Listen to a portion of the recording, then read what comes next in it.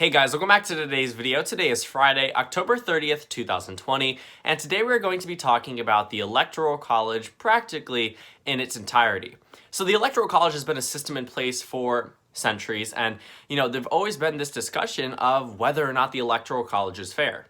In this video, we're going to be going through three maps that are based off of different population per electoral vote across the United States to see if we can come up with a solution to solve the Electoral College problem.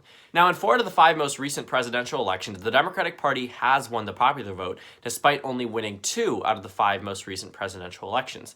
Calls across the country, including the National Popular Vote Interstate Compact, have called for either the abolition of the Electoral College or a system that is in place where the popular vote winner wins the entirety of the Electoral College. That way the system is more representative of the country as a whole rather than a minority of votes. Now, the most recent example of this Electoral College issue was in 2016 when Hillary Clinton received roughly 3 million more votes than President Trump. We all know who won that election, and the most recent one prior to that is the 2000 election when Al Gore, the vice president at the time, won 500,000 more votes than George Bush, who went on to be president for a 2-year term.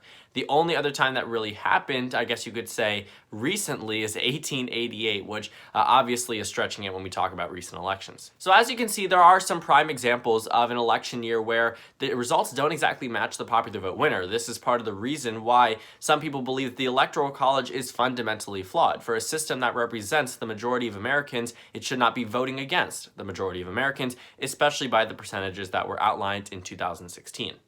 Now, before we talk about reforming the Electoral College, let's talk briefly with Mr. Beat, who comes all the way across from the state of Kansas to talk with us. Could you walk us through the idea that the founding fathers had for the formation of the Electoral College? Yeah, so first of all, the founding fathers were kind of split on it. I think a lot of people don't realize that some of them wanted full democracy, but others, like Alexander Hamilton and those folks, they're like, no, we democracy bad.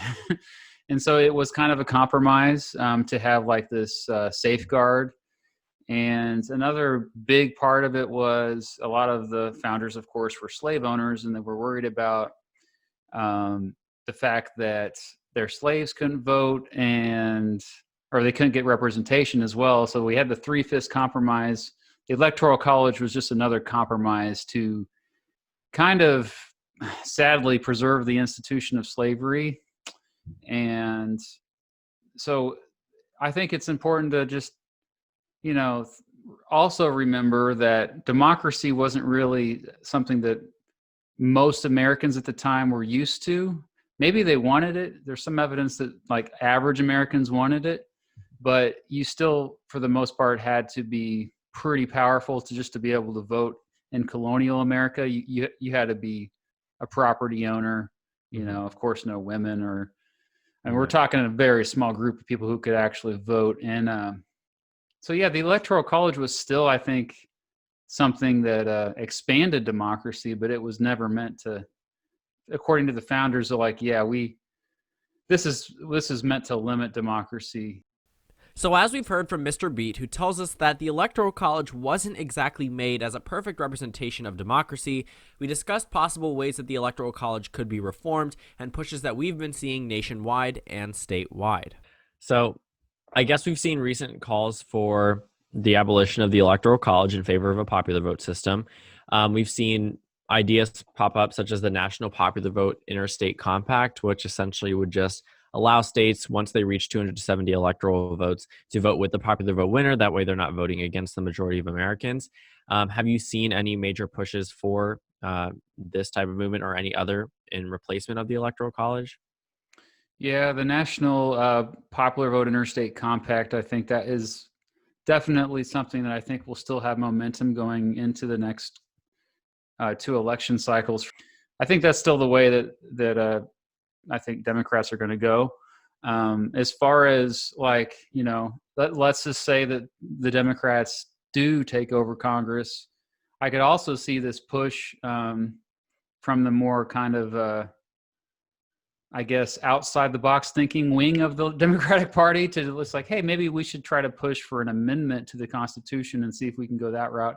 But the problem again is you need to get 3/4 of the states to ratify. That's a lot. And considering how divided we are, it's not realistic anytime soon. So I think that's the way forward that they're, and I think any reforms we're going to see in the immediate future has to be done at the state level.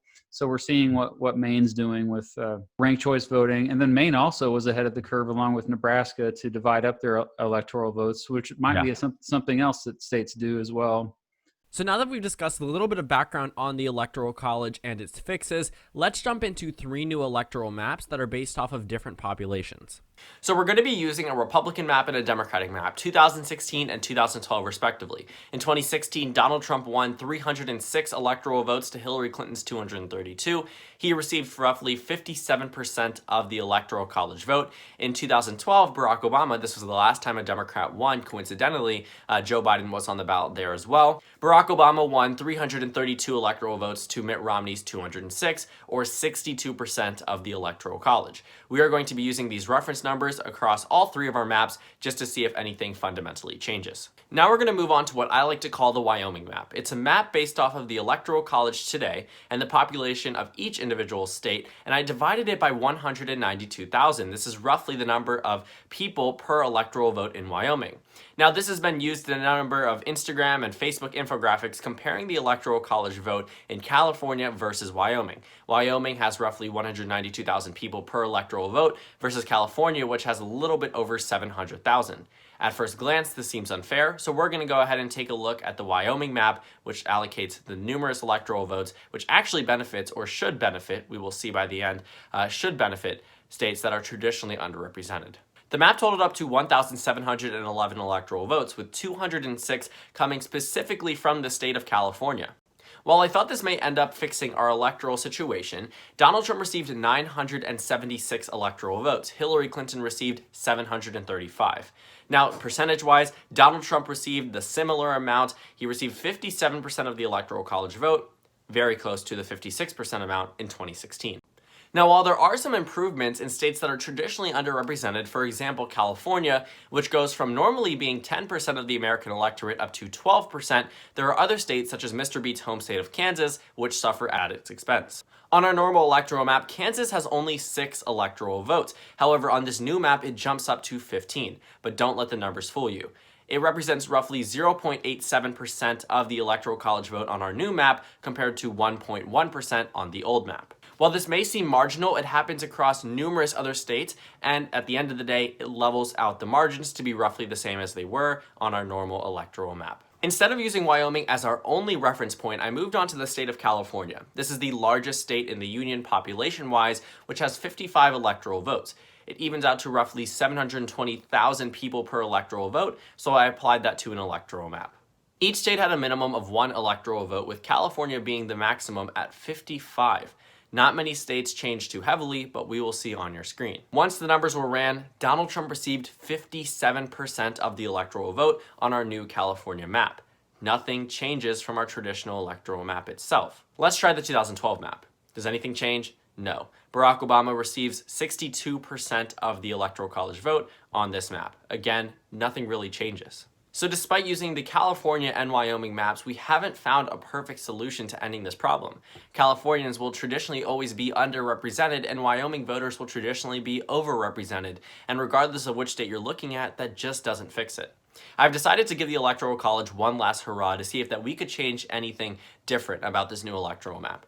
This new electoral map is based off of the average number of people per electoral vote across all 50 states, which came out to be roughly 514,000 people, 514,900, so we will round up to 515,000. This new averaged electoral map has roughly 641 electoral votes. It's close to 538, but not exact. And there we have it. The 2016 results gives Donald Trump 57% of the electoral vote. In 2012, if we apply the numbers, Barack Obama receives a 1% increase, but it's so marginal that it really doesn't matter. He jumps up to 63% of the Electoral College vote. As you can see from all 3 of the maps, there isn't one perfect change to the Electoral College. Obviously, America is pushing for electoral reform on the left and from some people in the right, but that is yet to be seen. Overall, no matter what you do, smaller states will always help out big states, and big states will help out small states to a point where they level each other out. The representation in California and Wyoming may be a little different, but Wyoming isn't exactly singular in its overrepresentation. According to fairvote.org, 36 states, including the District of Columbia, are overrepresented by the American Electoral College. And as we look to an Electoral College fix, it looks like we're going to be with this system, and regardless of how you draw it, it ends up around the same. A huge thanks to Mr. Beat for making a cameo in this video. I actually used to watch his videos in US history class back in the 9th grade, so it's honestly so amazing to me that we are now collabing. In fact, his 2008 presidential election video, which he probably published 4 years ago, actually inspired my first ever YouTube video on this channel. So a huge thanks to him, thanking him for absolutely everything. It means the world to me that you came on here. Go ahead and check him out, subscribe to him down below, and check out the video that we were both in about how to predict a presidential election. The link will be in the description down below. Again, huge thank you. And now I wanted to thank you guys for watching this video. I hope you liked the sort of face cam / self-recording video type style. I really don't make these types of videos. This is my first ever one out of 1,000 videos on this channel, so there's a lot more to come. Let me know if you liked it down in the description box. Again, subscribe to Mr. Beat in the description down below. Again, thank you guys so much for watching, and I will see you all later today.